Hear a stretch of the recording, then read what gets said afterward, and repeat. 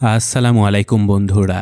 বছরখানেক আগে ইসমাইল নামের একটা সিনেমা এক্সপ্লেন করেছিলাম, যেটা আমার দেখা one of the best horror cinema ছিল। যে গল্পে একটা ভয়ঙ্কর অভিশাপ একের পর এক মানুষকে হাসি মুখে মেরে ফেলতে থাকে, যেই হাসি দেখার পরে কোনো মানুষ বেঁচে থাকতে পারছিল না, যে শয়তানকে থামানোর কোনো উপায় ছিল না মানুষের কাছে। তো এখন এসে গেছে এই সিনেমার দ্বিতীয় পার্ট, স্মাইল 2।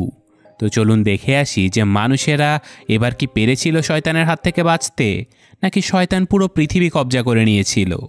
আর হ্যাঁ, সিনেমাটা ভালোভাবে বুঝতে হলে অবশ্যই পার্ট 1 দেখে নেওয়া দরকার, যেটার লিঙ্ক আমি ডেসক্রিপশন এবং পিন কমেন্টে দিয়ে দেবো। তো চলুন গল্প শুরু করা যাক। গল্পের শুরুতে আমরা গাড়ির ভেতরে বসে থাকা খুবই চিন্তিত একজন মানুষকে দেখতে পাই, যে কিনা 6 দিন আগে কোনো একভাবে অভিশপ্ত হয়ে গেছে, অর্থাৎ খুব শীঘ্রই সে মরতে চলেছে। যাই হোক, লোকটা সেখানে কিছু একটার জন্য অপেক্ষা করছিল, আর তখনই তার সামনের বাড়িতে একজন লোক গাড়ি নিয়ে প্রবেশ করে, যেটা দেখে গাড়িতে বসে থাকা মাইকেল এক মুহূর্ত দেরি না করে একটা বন্দুক নিয়ে ওই লোকটার পিছু করতে থাকে। আর এখানে আমরা দেখতে পাই যে একজন মানুষকে খুঁটির সাথে বেঁধে আগুন দিয়ে পুড়িয়ে দেওয়া হয়েছে। তো যাই হোক, মাইকেল এসব কিছু না দেখে সরাসরি ঘরে ঢুকতে যাওয়া সেই লোকটাকে বন্দুক ধরে জিম্মি করে ফেলে। তারপর সেই লোকটাকে ধরে ঘরের ভেতরে থাকা একজন বড় ড্রাগ ডিলারের সাথে দেখা করে, আর তাকে বলে, তোর মনে আছে গত জানুয়ারি মাসে নিউ ইয়র্ক শহরে তুই একজন নিরপরাধ মা এবং তার বাচ্চাকে মেরে ফেলেছিলি? আমি তোদেরকে সেই শাস্তি দিতে এসেছি। এটা বলেই মাইকেল ছুরি দিয়ে একজনকে মেরে আরেকজনের উপরে গুলিবর্ষণ শুরু করে দেয়। কিন্তু এতে করে মাইকেল নিজেই আহত হয়ে যায়, আর সেই ডিলারের বুকে গুলি লাগার কারণে তার অবস্থা ভয়ঙ্কর খারাপ হয়ে যায়। কিন্তু মাইকেল চাচ্ছিল না যে এই লোকটা মারা যাক, কারণ সে নিজের অভিশাপটা এই লোকের মধ্যে ট্রান্সফার করে দিতে চাচ্ছিল। কিন্তু দুর্ভাগ্যবশত সেই ড্রাগ ডিলার অভিশাপ ট্রান্সফার হবার আগেই মারা যায়। কিন্তু তখনই ঘরের ভেতরে লুইস নামের আরেকটা ছেলে চলে আসে। মাইকেলকে দেখে প্রচণ্ড ভয় পেয়ে লুইস বলে যে, ভাই আমার কোনো দোষ নেই, প্লিজ আমাকে গুলি করো না, আমি তো ব্যাস এদের কাছ থেকে জিনিসপত্র কেনার জন্য আসি। কথাগুলো শুনে মাইকেল বারবার তার কাছ থেকে ক্ষমা চেয়ে নেয় আর বলে যে, আমি তোমার সাথে এমনটা করতে চাইনি, আমাকে ক্ষমা করে দিও। লুইস কিছুই বুঝতে পারছিল না যে মাইকেল বলছেটা কি। ঠিক তখনই এই বাড়িতে আরও বড় বড় সন্ত্রাসীরা চলে আসে, যাদেরকে দেখে মাইকেল দ্রুত এখান থেকে পালিয়ে যাবার চেষ্টা করে। কিন্তু সেই সন্ত্রাসীদের সাথে গুলিবর্ষণ হবার এক পর্যায়ে মাইকেল একটা গাড়ি দুর্ঘটনায় নির্মমভাবে সেখানেই মৃত্যুবরণ করে। তো এরপরেই মূলত সিনেমার আসল কাহিনী শুরু হয়, যেখানে আমাদের রাইলি স্কাই নামের একজন সঙ্গীত শিল্পীকে দেখানো হয়, যে কিনা আমেরিকাতে অনেক ফেমাস ছিল। কিন্তু দুর্ভাগ্যবশত 1 বছর আগে স্কাই একটা ভয়ঙ্কর দুর্ঘটনায় আহত হয়ে যায়, যার কারণে প্রায় 1 বছর চিকিৎসা শেষ করে আজকে সে একটা ইন্টারভিউ দিতে এসেছিল। সে নিজের নতুন একটা অ্যালবাম রিলিজ করতে যাচ্ছিল। সেখানকার ইন্টারভিউয়ারের মাধ্যমে আমরা জানতে পারি যে স্কাই একটা গাড়ি দুর্ঘটনায় নিজের পা এবং বুকে ভয়াবহ আঘাত পেয়েছিল। কিন্তু এই দুর্ঘটনার আগে থেকেও স্কাইয়ের ক্যারিয়ার ডাউনফলের দিকে যাচ্ছিল, কারণ সে অ্যালকোহল এবং ড্রাগ অ্যাডিক্টেড হয়ে পড়েছিল। এমনকি যেদিন স্কাইয়ের গাড়ির দুর্ঘটনা ঘটে, সেদিনও সে এবং তার বয়ফ্রেন্ড দুজনেই মাতাল অবস্থায় ছিল। তো আজকে লাইভ টেলিভিশনে এসে স্কাই নিজের সকল ফ্যান ফলোয়ার্সদের কাছ থেকে ক্ষমা চেয়ে নেয়, আর এখন থেকে এমনটা কখনো হবে না বলে সবাইকে কথাও দেয়। এছাড়া উপহারস্বরূপ ফলোয়ারদেরকে তিনি অসাধারণ গানের অ্যালবাম এবং কয়েকটা স্টেজ শো করবে বলে কথা দেয়। এরপর স্কাই টেলিভিশনের সেট থেকে বের হয়ে নিজের ফ্যান ফলোয়ার্সদের সাথে কিছুটা সময় কাটিয়ে যেতে থাকে রিহার্সাল করার জন্য। তো এখন স্কাই নিজের একটা কামব্যাক স্টেজ শো এর জন্য ডান্স প্র্যাকটিস করতে থাকে। সে বেশ ভালোভাবে ডান্স করছিল, কিন্তু হঠাৎ করেই তার পিঠের প্রচণ্ড ব্যথায় ডান্সের ফ্লো নষ্ট হয়ে যায়। কোরিওগ্রাফার সাথে সাথে সব কিছু বন্ধ করে স্কাইকে রেস্ট নেবার জন্য কিছুটা সময় দিয়ে দেয়। আর এই ফাঁকে স্কাই বাথরুমে গেলে আমরা তার পেটে এবং তার পায়ে বিশাল বিশাল কাটা দাগ দেখতে পাই, যেগুলো ছিল দুর্ঘটনার পরে সার্জারির দাগ। তো যাই হোক, ব্যথা দূর করার জন্য স্কাই এক ধরনের হাইলি সেন্সিটিভ ড্রাগ ক্যাপসুল বের করে, কিন্তু সেটা খেতে যাবার আগেই দরজায় স্কাইয়ের মা ডাকাডাকি করে, তাই ক্যাপসুলগুলো বেসিনের পাইপ দিয়ে নিচে পড়ে যায়। তো যাই হোক, বেশ বিরক্ত হয়েই স্কাই তার মা এবং ম্যানেজারের সাথে বেরিয়ে পড়ে হোটেলে যাবার জন্য। কিন্তু সেখানে গিয়ে স্কাই এক মুহূর্ত দেরি না করে ছদ্মবেশ ধারণ করে বেরিয়ে পড়ে সেই সেন্সিটিভ ক্যাপসুলটা কিনে আনার জন্য। তো সে একটা ট্যাক্সি ধরে সোজা লুইস নামের সেই ছেলেটার বাড়িতে চলে যায়, যাকে আমরা গল্পের শুরুতে দেখেছিলাম মাইকেলের সামনে। লুইস স্কাইয়ের বন্ধু ছিল। ছেলেটার অবস্থা ভয়ঙ্কর খারাপ হয়ে গিয়েছিল। সে যাকে তাকে দেখে প্রচণ্ড ভয় পাচ্ছিল, এমনকি স্কাইকে সে চিনতেও পারছিল না। স্কাই তাকে শান্ত হতে বলে। বেচারা কিছুটা শান্ত হয়ে স্কাইকে সব কিছু খুলে বলে দেয় যে আসলে তার সাথে ভয়ঙ্কর কিছু ঘটে চলেছে কয়েকদিন হলো। সে হাসি মুখে অদ্ভুত সব মানুষদেরকে দেখতে পায়। সে ঠিকমতো ঘুমাতে পারে না, খেতে পারে না। সে কি করবে কিছুই বুঝতে পারছে না। এজন্য লুইস আরও বেশি পরিমাণে নেশাগ্রস্ত হয়ে পড়েছে। তো যাই হোক, স্কাই তাকে বলে যে দেখো, সব কিছু ঠিক হয়ে যাবে। তুমি আপাতত আমাকে কয়েকটা ক্যাপসুল দাও, আমি আমার পিঠের ব্যথায় একদম কোনো কাজই করতে পারছি না। তাই লুইস স্কাইয়ের জন্য সেই ক্যাপসুলটা আনতে অন্য একটা ঘরে চলে যায়। স্কাই ঘরের ভেতরে বসে লুইসের জন্য অপেক্ষা করতে থাকে, কিন্তু অনেক সময় কেটে গেলেও লুইস ঘর থেকে বাইরে আসে না। এইসব কিছু দেখে স্কাই চিৎকার করে লুইসকে ডাকাডাকি করতে থাকে, আর তখনই লুইস প্রচণ্ড ভয়ে দৌড়ে বাইরে বেরিয়ে আসে। আর সে অদৃশ্য কিছু একটা দেখে প্রচণ্ড ভয় পেয়ে যায়। স্কাই কিছুই বুঝতে পারছিল না যে হচ্ছেটা কি, কিন্তু তখনই লুইসকে দেখে মনে হচ্ছিল যে কোনো একটা বস্তু যেন তার গলা দিয়ে নিচে নেমে গেল। আর তারপর হঠাৎই লুইস তার মুখে একটা ভয়ঙ্কর হাসি নিয়ে উঠে দাঁড়িয়ে পড়ে। ছেলেটা এক দৃষ্টিতে স্কাইয়ের দিকে তাকিয়ে থাকে, আর স্কাই কিছু বুঝে ওঠার আগেই লুইস সেখানে পড়ে থাকা লোহার প্লেটটা দিয়ে নিজেই নিজের মুখে আঘাত করতে করতে মুখের মাংস, হাড্ডি সব কিছু আলাদা করে ফেলে। স্বাভাবিকভাবে এই ঘটনায় লুইস মারা যায়, আর লুইসের ভেতরে থাকা সেই শয়তান প্রবেশ করে স্কাইয়ের ভেতরে। স্কাই প্রচণ্ড ভয়ে বমি করে দিলেও সে পুলিশকে ফোন করে না, কারণ সে মাদক ও খুনের মতো এত ভয়ঙ্কর ঘটনায় পুলিশি ঝামেলায় পড়তেই যাচ্ছিল না। তাই স্কাই চুপি চুপি দ্রুত নিজের হোটেলে ফিরে আসে। সে প্রচুর পরিমাণে পানি খেয়ে ফ্রেশ হয়ে নেয়, আর তখনই স্কাই খেয়াল করে যে তার মাথা থেকে চুল উঠে যাচ্ছে। তো যাই হোক, এইসব কিছু ইগনোর করে ক্লান্ত স্কাই সেদিনের মতো ঘুমিয়ে পড়ে। কিন্তু হঠাৎ করে রাতের বেলা তার সামনে মৃত লুইস এসে হাজির হয়। স্কাই তো প্রচণ্ড ভয় পেয়ে যায়, আর এই ঘটনার মাধ্যমেই স্কাইয়ের সাথে সেই অভিশপ্ত শয়তানের খেল শুরু হয়ে যায়।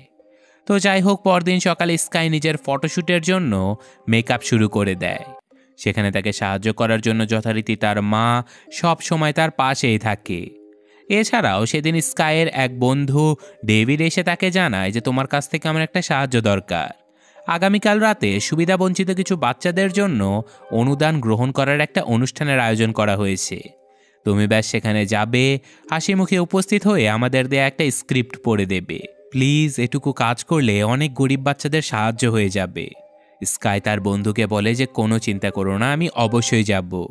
কিন্তু এত লোকজন, এত আলো ঝলমলে দুনিয়ার মধ্যেও স্কাই ভেতরে ভেতরে প্রচণ্ড ভয় পাচ্ছিল। সে মূলত লুইসের মৃত্যুতে ফেঁসে যাবে কি না এই ব্যাপারটা নিয়ে খুবই চিন্তিত ছিল। তো এখন সব কিছু ভুলে স্কাই খুবই সুন্দরভাবে নিজের ফটোশ্যুটের কাজটা শেষ করে ফেলে। তারপর সে নিজের ড্রেসিং রুমে গিয়ে গুগলে সার্চ করতে থাকে যে কোথাও বমি করে আসলে সেটার সূত্র ধরে কি কাউকে খুঁজে বের করা সম্ভব কি না। এইসব কিছু দেখতে না দেখতে তার ফোনে আননোন একটা নাম্বার থেকে মেসেজ আসে যে তুমি কি গতকাল লুইসের ফ্ল্যাটে গিয়েছিলে। এটা দেখে স্কাইয়ের পায়ের নিচ থেকে রীতিমতো মাটি সরে যায়, কারণ সে ভেবেছিল কেউ না কেউ নিশ্চয় তাকে সন্দেহ করতে শুরু করেছে। তখনই হঠাৎ আয়নাতে স্কাই নিজের পেছনে লুইসকে দাঁড়িয়ে থাকতে দেখে। যদিও সে পেছনে ঘোরার সাথে সাথে লুইস গায়েব হয়ে যাচ্ছিল, কিন্তু সামনে তাকাতেই লুইস আবারও হাজির হয়। আর এখানেই সেই ভয়ঙ্কর ক্রিপি স্মাইলের সাথে সাথে লুইস সেখান থেকে গায়েব হয়ে যায়। আর স্কাইয়ের চিৎকার চেঁচামেচি শুনে ঘরের ভেতরে তার মা এবং সহকর্মীরা ছুটে চলে আসে। স্কাই সবাইকে সবকিছু নর্মাল দেখানোর জন্য বলে যে আমি আসলে একটা মাকড়সা দেখেছিলাম। তো যাই হোক, পরিস্থিতি কোনো রকমে নিয়ন্ত্রণ করে স্কাই স্টেজে গিয়ে নিজের পারফরমেন্সটাকে রিভাইজ করতে থাকে। আর ফাইনালি সে আবারও তার ফ্যান ফলোয়ার্সদের সাথে একটা মিট আপের আয়োজন করে, যেখানে এক এক করে বিভিন্ন ছেলেমেয়েরা এসে তার সাথে ছবি তুলছিল, তার অটোগ্রাফ নিচ্ছিল। আর এইসব কিছুর মধ্যে একজন লোক এসে তার টি শার্টে অ্যালফ্রেডো লাভ স্কাই লিখে সাইন করিয়ে নেয়। আর সে ছবি তোলার সময় স্কাইকে অ্যাবিউজ করারও চেষ্টা করে। তো যাই হোক, আশেপাশের সিকিউরিটি গার্ডেরা পরিস্থিতি ঠিকঠাক করে ফেললে পরবর্তীতে স্কাইয়ের সাথে ছবি তোলার জন্য একটা বাচ্চা মেয়ে চলে আসে, যার মুখে ভয়ঙ্কর ক্রিপি একটা স্মাইল ছিল। মেয়েটা কোনো অবস্থাতেই তার মুখ থেকে হাসি সরাচ্ছিল না, যেটা দেখে স্কাই বেশ ভয় পেয়ে যায়। কিন্তু এত লোকজনের মধ্যে সে পরিস্থিতি স্বাভাবিক রাখার জন্য কোনো ওভার রিঅ্যাক্ট করে না। এরপর বাড়িতে এসে স্কাই নিজের ফোনে আসা সেই আননোন মেসেজটা বারবার দেখছিল আর ভাবছিল যে পুলিশ কি তার ব্যাপারে জানতে পেরেছে কি না। এইসব কিছু নিয়ে প্রচণ্ড চিন্তায় স্কাই একা একা রীতিমতো স্তব্ধ হয়ে গিয়েছিল। সে নিজের মনের কথা কারোর সাথে শেয়ার করতে পারছিল না। কিন্তু তখনই তার মনে পড়ে যায় যে তার সব থেকে কাছের বন্ধু জেমার কথা, যার সাথে বছরখানিক আগে কোনো একটা বিষয় নিয়ে ঝগড়া হয়ে কথাবার্তা বন্ধ হয়ে গিয়েছিল। কিন্তু আজকে স্কাই নিজের সকল রাগ অভিমান ঝেড়ে ফেলে জেমাকে ফোন করে। প্রথমে সে তার কাছে ক্ষমা চেয়ে নেয় এবং তাকে অনুরোধ করে আজকে যেন জেমা তার সাথে দেখা করে। আর এত বছর পর নিজের প্রিয় বান্ধবীর ফোন পেয়ে জেমা নিজেও সকল রাগ অভিমান ভুলে তাকে কথা দেয় যে ৪৫ মিনিটের মধ্যেই সে তার সাথে দেখা করবে। তো এখন কথাবার্তা শেষ করে পানি খেয়ে স্কাই টাইম পাস করার জন্য বসে পড়ে পিয়ানো বাজাতে। কিন্তু তখনই তার রেখে আসা সেই পানির বোতলটা মেঝেতে পড়ে ভেঙে যায়। স্কাই বুঝতেই পারছিল না যে এই ফাঁকা ঘরে বোতলটা মেঝেতে পড়ল কিভাবে। সে আশপাশ দেখে কোনো কিছুই বুঝতে না পেরে বোতলটা পরিষ্কার করার জন্য ঝাড়ু নিয়ে আসে। কিন্তু তখনই টেবিলের উপর স্কাই সেই টি শার্টটা দেখতে পায় যেখানে সে অ্যালফ্রেডো লাভ স্কাই লিখেছিল। বেচারি প্রচণ্ড অবাক হয়ে যায় আর সে সামান্য একটু এগিয়ে যেতেই দেখতে পায় যে কোনো একটা ছেলে মানুষ জামা কাপড় জুতো সব কিছুই তার ঘরের ভেতরে খুলে ফেলেছে। আর ফাইনালি সে নিজের সামনে অ্যালফ্রেডো নামের সেই লোকটাকে দেখতে পায় যে কিনা পাবলিকালি তাকে অ্যাবিউজ করার চেষ্টা করেছিল। আর কিছু বুঝে ওঠার আগে লোকটা দৌড়ে আসে স্কাইকে ধরার জন্য। আর স্কাই প্রাণ বাঁচানোর জন্য যখন দরজা খুলে পালানোর চেষ্টা করছিল তখনই সেখানে তার বান্ধবী জেমা চলে আসে। তারা দুজন হাতের কাছে থাকা ভারী বস্তুগুলো নিয়ে ঘরের ভেতরে চলে যায় সেই লোকটাকে মারার জন্য। কিন্তু ঘরে ঢুকেই স্কাই খেয়াল করে যে না তো তার পানির বোতলটা ভেঙেছিল, না সেখানে কোনো টি শার্ট খুলে ফেলা জামা কাপড় পরেছিল। সে বুঝে যায় যে এই সব কিছুই তার মস্তিষ্কের একটা ভিশনস ছিল। তাই স্কাই এখন তার বান্ধবীকে জড়িয়ে ধরে আগে তার কাছ থেকে ক্ষমা চেয়ে নেয়। তারপর অসহায় হয়ে তাকে বলে যে বান্ধবী, আমি আসলে কথা বলার মতো কাউকে পাচ্ছিলাম না। আমার সাথে কয়েকদিন হলো খুব ভয়ঙ্কর ঘটনা ঘটে যাচ্ছে। 2 দিন আগে আমি লুইসের কাছে গিয়েছিলাম ক্যাপসুল আনতে, কিন্তু ও আমার চোখের সামনে নিজেকে হাসতে হাসতে মেরে ফেলেছে। আর তারপর থেকে আমি বিভিন্ন জায়গাতে লুইসকে দেখতে পাচ্ছি। আমি আর এই সব কিছু নিতে পারছি না। আমি পুলিশকে সব কিছু জানিয়ে দিতে চাই। কিন্তু জেমা স্কাইকে থামিয়ে দিয়ে বলে যে খবরদার না, এখন যদি পুলিশকে জানাও তাহলে মাদক এবং খুনের মামলায় তুমি ফেঁসে যেতে পারো। এসব কিছু তোমার চিন্তা করতে হবে না, আমি দেখছি কি করা যায়।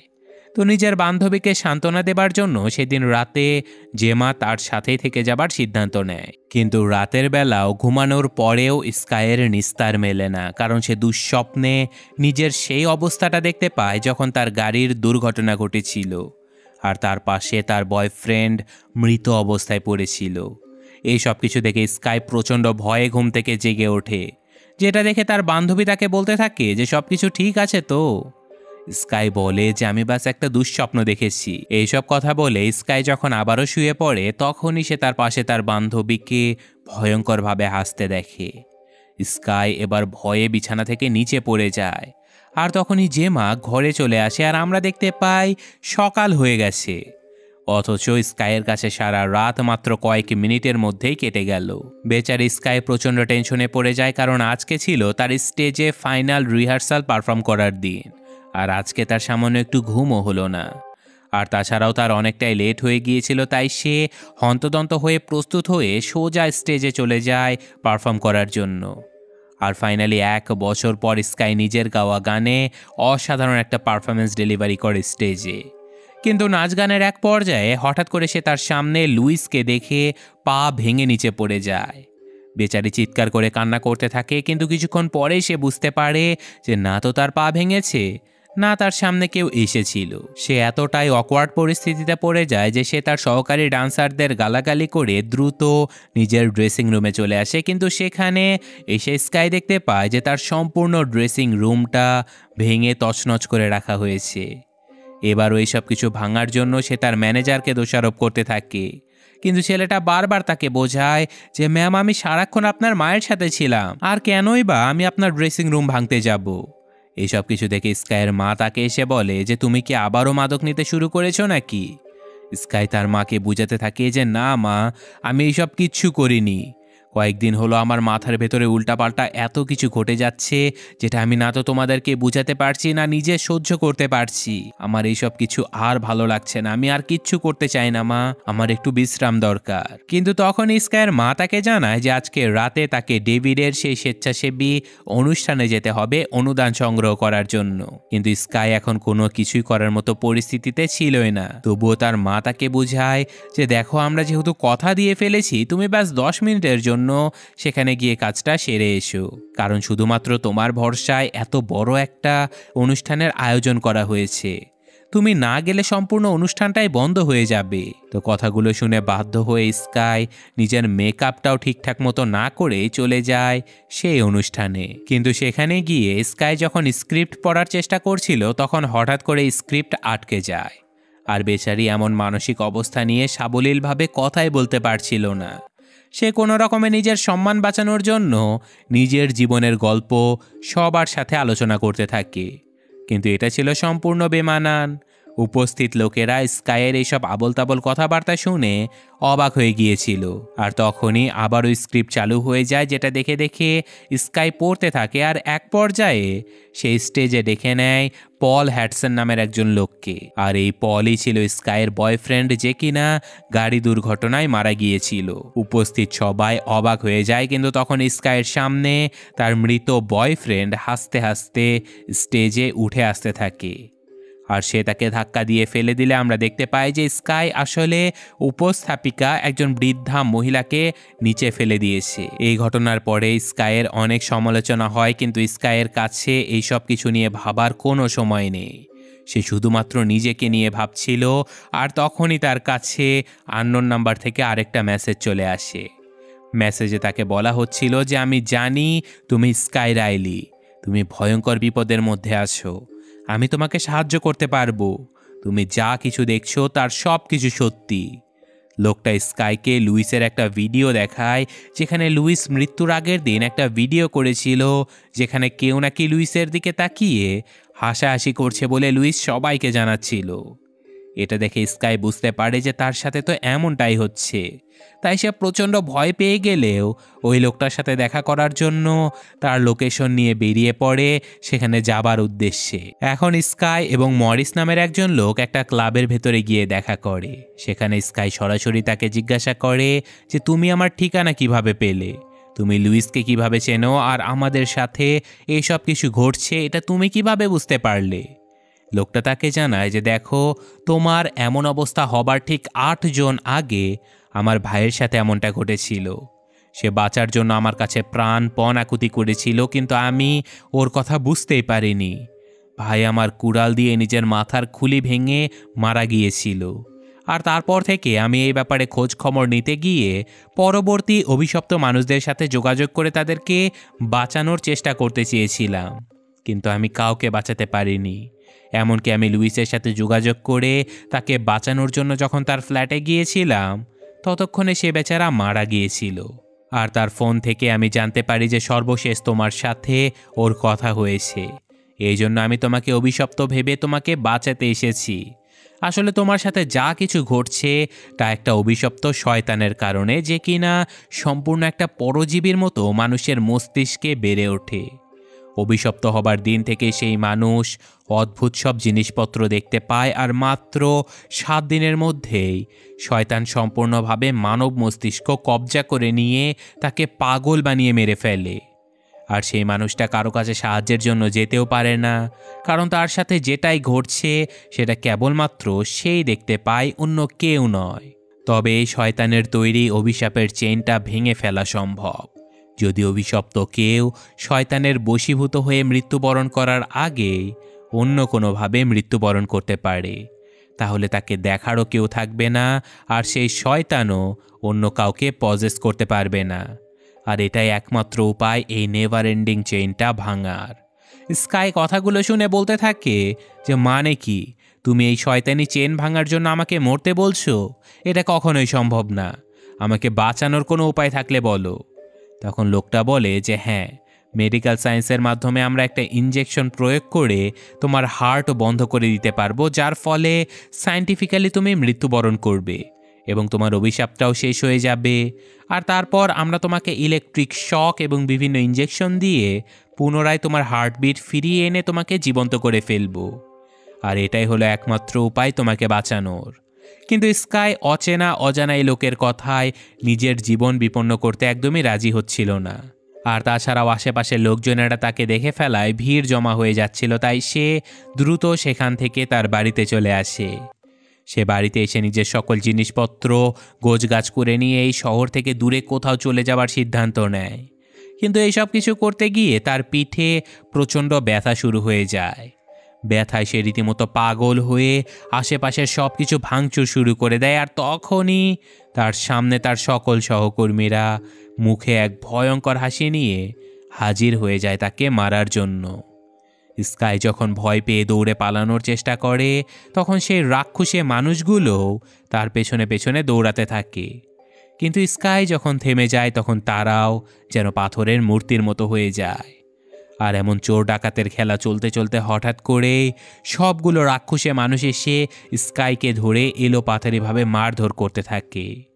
এমনকি একজন মানুষ স্কাইয়ের মুখের ভেতরে হাত ঢুকিয়ে দিয়ে তার নাড়ি ভুঁড়ি বের করে আনার চেষ্টা করে। আর তখনই আমাদের ফ্ল্যাশব্যাক দেখানো হয় যে স্কাই এবং তার বয়ফ্রেন্ড একদিন গাড়ি নিয়ে ক্লাব থেকে হোটেলে যাচ্ছিল। তারা দুজনে অনেক বেশি মাতাল ছিল, যেই কারণে গাড়ি চালাতে চালাতে তারা একে অপরের সাথে খুব বাজেভাবে ঝগড়া করতে থাকে। ঝগড়ার এক পর্যায়ে স্কাইয়ের বয়ফ্রেন্ড তাকে গালাগালি করলে রেগেমেগে স্কাই গাড়ির স্টিয়ারিং ঘুরিয়ে স্বেচ্ছায় গাড়ির দুর্ঘটনা ঘটিয়ে দেয়। আর সাথে সাথে স্কাইয়ের জ্ঞান ফিরে আসে, আর সে নিজেকে হাসপাতালের বেডে আবিষ্কার করে। সে তার মায়ের কাছ থেকে জানতে পারে যে গতকাল সে নাকি পড়ে গিয়ে মাথায় আঘাত পেয়ে অজ্ঞান হয়ে গিয়েছিল।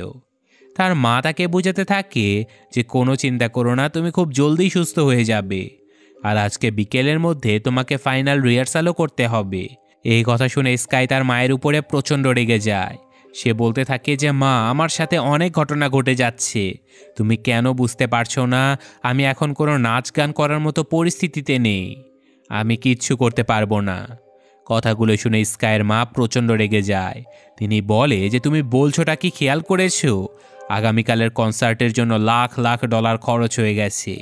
তুমি না গেলে পরিচালক প্রযোজকদের এত বড় ক্ষতিপূরণ কে দেবে? আর তাছাড়াও এত বড় কনসার্ট মিস করলে তুমি আর কখনোই কামব্যাক করতে পারবে না। স্কাই চিৎকার করে বলে যে আমার আর কামব্যাক করার কোনো দরকার নেই মা, আমাকে বাঁচতে হবে। যেটা শুনে তার মা বলে যে ঠিকই বলেছ, তুমি সব সময় শুধু নিজের চিন্তাই করেছো। আমি সারাটা জীবন নিজের ক্যারিয়ার স্যাক্রিফাইস করে তোমার পেছনে সময় দিয়েছি তোমাকে উন্নত করার জন্য, আর তুমি বারবার নিজ হাতে সব কিছু ধ্বংস করেছো। আজকে যখন এত বড় একটা কামব্যাক করার সুযোগ এসেছে, তখনও তুমি নিজের কথাই ভাবছো। কথাগুলো বলতে বলতে হঠাৎই তার মা ভয়ঙ্কর হাসি দিয়ে বলে যে ঠিক আছে, তোমার কিচ্ছু করতে হবে না, এখন সব কিছু আমি করব। কথাটা বলে তিনি একটা আয়না ভেঙে সেখানকার এক টুকরো কাঁচ দিয়ে নিজে নিজেই হাসতে হাসতে নিজের চোখে মুখে আঘাত করে সেখানেই জীবন ত্যাগ করে। যেটা দেখে প্রচণ্ড ভয়ে স্কাই এই ঘর থেকে পালিয়ে যাবার চেষ্টা করে, কিন্তু তখনই সে খেয়াল করে যে তার হাতে সেই কাচের টুকরো চলে এসেছে, আর সে রক্ত দিয়ে ভিজে গেছে। অর্থাৎ এখন সবাই ভাববে যে স্কাই হয়তো নিজেই তার মাকে মেরে ফেলেছে। স্কাই এখন কি করবে কিছুই বুঝতে পারছিল না। সে কিভাবে নিজেকে নির্দোষ প্রমাণ করবে তার কোনো আইডিয়াও ছিল না তার কাছে। সে ব্যাস এখন নিজেকে বাঁচানোর জন্য কোনো রকমে তার মায়ের লাশটা চাদর দিয়ে ঢেকে একটা জামা পরে এই হাসপাতাল থেকে পালানোর চেষ্টা করে। কিন্তু সে বাইরে যখন হাসপাতালের রিসিপশনে গিয়েছিল তখনই তার সাথে তার ম্যানেজারের দেখা হয়ে যায়। আর সেই ছেলেটা স্কাইকে এমন রক্তাক্ত দেখে চিৎকার করে ডাক্তারকে ডাকতে থাকে। সাথে সাথে সিকিউরিটি গার্ড এবং ডাক্তারেরা সেখানে চলে আসলে স্কাই সিকিউরিটি গার্ডের কাছ থেকে বন্দুক ছিনিয়ে নিয়ে সবাইকে নিজের কাছ থেকে দূরে সরিয়ে দেয়। আর তারপর সে দ্রুত হাসপাতাল থেকে নিজের গাড়িটা নিয়ে পালানোর চেষ্টা করে, কিন্তু তখনই সেখানে তার বান্ধবী জেমার সাথে তার দেখা হয়ে যায়। জেমা তার সাথে যেতে চাইলেও স্কাই জেমাকে বিপদে ফেলতে চাচ্ছিল না, কিন্তু জেমা তার বান্ধবীকে এভাবে একা ছাড়তে রাজি হয় না। তাই সে স্কাইয়ের গাড়ি ড্রাইভ করে তাকে কোথাও নিয়ে যেতে থাকে। স্কাই গাড়িতে বসে মরিসের সাথে যোগাযোগ করে এবং আজকেই সে ক্লিনিক্যালি ডেড হয়ে এই অভিশাপ থেকে মুক্তি পেতে চাচ্ছিল।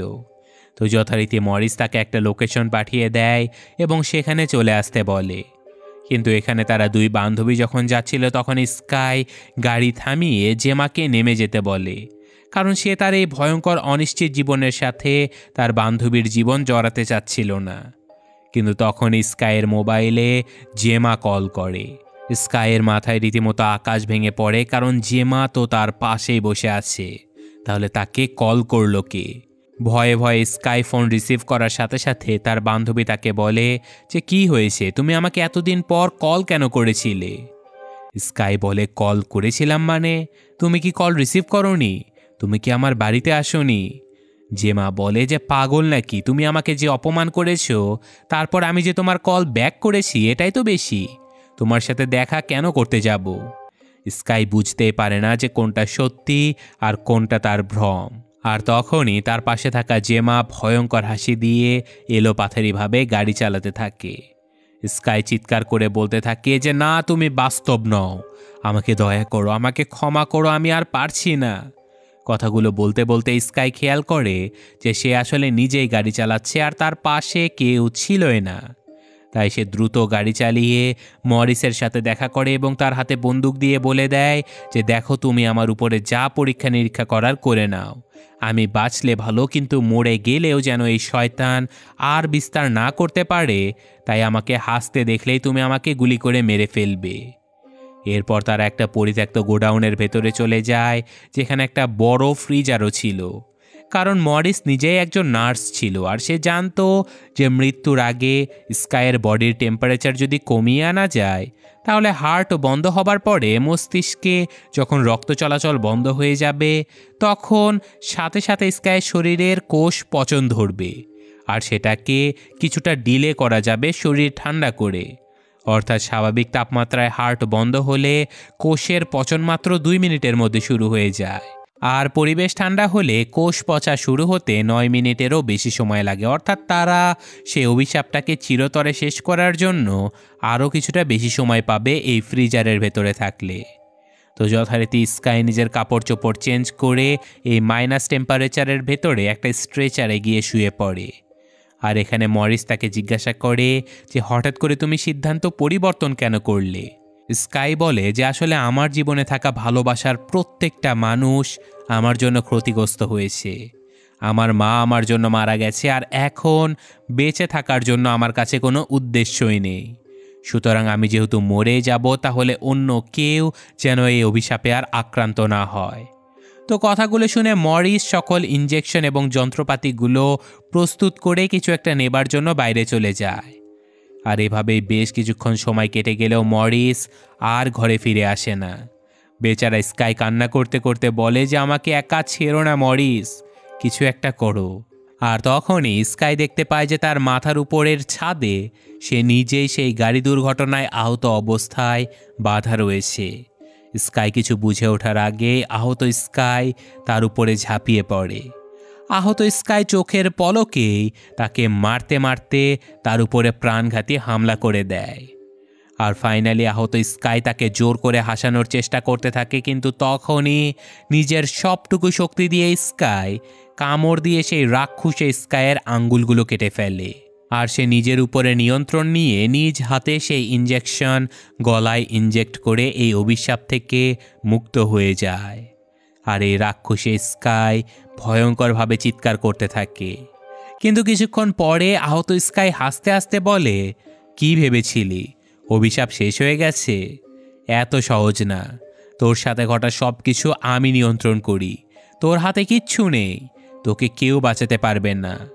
কথাটা শুনে স্কাই এখান থেকে পালানোর অনেক চেষ্টা করে, আর এক পর্যায়ে সে একটা বদ্ধ ঘরে আটকা পড়ে যায়, যার ভেতর থেকে সে সরাসরি সেজে গুজে একটা স্টেজে এসে উপস্থিত হয়, যেখানে হাজার হাজার দর্শকরা তার স্টেজ শো দেখার জন্য উপস্থিত হয়েছিল। স্কাই বুঝতে পারছিল না যে এইসব কিছু হচ্ছেটা কি। সে মনে মনে ভাবছিল যে সে হয়তো প্রাণে বেঁচে গিয়েছে, কিন্তু তখনই সে তার সামনে সে নিজেকেই হাসতে দেখতে পায়। আর সেই হাসি মুখে থাকা স্কাই নিজ হাতে নিজের পেট চিরে ফেলে, আর সেখান থেকে বিশাল বড় একটা দানবীয় রাক্ষস বেরিয়ে আসে। যে রাক্ষসটাকে দেখে স্কাই হুবহু লুইসের মতো চিৎকার করতে থাকে, আর ফাইনালি সেই রাক্ষসটা স্কাইয়ের মুখের ভেতর থেকে তার পুরো মাথাটাই চিরে ফেলে। আর তখনই আমরা দেখতে পাই যে স্কাই আসলে স্টেজের উপরে অজ্ঞান হয়ে পড়ে গেছে। আর সেখানে তার মা, ম্যানেজার এবং সহকর্মীরা সবাই সই সালামতে রয়েছে, এবং তারা স্কাইকে বাঁচাতে যখন দৌড়ে যাচ্ছিল, তখনই স্কাই তার মুখে সেই ক্রিপি হাসি নিয়ে আবারও উঠে দাঁড়ায়। আর এবার সে যথারীতি লুইসের মতো হাজার হাজার দর্শকের সামনে গান গাওয়ার মাইক নিজের চোখের ভেতরে ঢুকিয়ে দিয়ে নিজ হাতে নিজেকে শেষ করে দেয়। উপস্থিত দর্শকদের মাঝে ভয়ঙ্কর চিৎকার চেঁচামেচি শুরু হয়ে যায়, আর খুব সম্ভবত এই অভিশাপ বা এই শয়তানটা এখন এই হাজার হাজার দর্শকের মধ্যে ছড়িয়ে যাবে, যেটা আমাদের নির্দেশ করে যে পরবর্তীতে পুরো পৃথিবী ধ্বংস হয়ে যাবার মতো কোনো বিশাল ইভেন্ট হতে চলেছে। তো সিনেমাটা এখানে শেষ হয়ে গেলেও বোঝার মতো বেশ কিছু ব্যাপার এখনও রয়ে গেছে, যে আসলে স্কাই গল্পের শেষে মারা গেলেও সে কি আসলে মারা গিয়েছে, নাকি সব কিছুই তার মস্তিষ্কে ঘটে যাওয়া একটা ভ্রম মাত্র। আসলে আমি যতটুকু বুঝতে পেরেছি তাহলে স্কাই যখন সাহায্যের জন্য তার বান্ধবীকে ফোন করেছিল, তার পরদিনই কিন্তু স্কাইয়ের স্টেজ শো করার কথা ছিল। অর্থাৎ সে তার বান্ধবীকে কল দিয়েছে, কিন্তু তার বান্ধবী কল রিসিভ করেনি, আর তারপর সে সরাসরি স্টেজ শোতে গিয়ে নির্মমভাবে মৃত্যুবরণ করেছে। মানে হলো বাকি সব ঘটনা, যেমন মরিসকে খুঁজে পাওয়া, কলিগদের হামলার শিকার হওয়া, নিজের মাকে মেরে ফেলা, এই সব কিছুই স্কাইয়ের মস্তিষ্কের একটা ভ্রম ছিল। কারণ সিনেমার শেষে কিন্তু আমরা তার কলিগদের, তার মাকে, সবাইকে জীবিত দেখতে পেয়েছি। আর অভিশপ্ত কেউ যেহেতু বাঁচতে পারবে না, সুতরাং স্কাই মারা গেছে, আর এটা যে বাস্তব এটা আমরা ধরতেই পারি। আর যেহেতু স্কাইকে মরার সময় হাজার হাজার জনতা দেখে ফেলেছিল, তাই স্বাভাবিকভাবেই এই সকল মানুষেরা এখন অভিশপ্ত হয়ে যাবে, আর তারা এক ভয়াবহ ধ্বংসলীলা যে চালাবে পৃথিবী জুড়ে, এটা আর বলার অপেক্ষা রাখে না।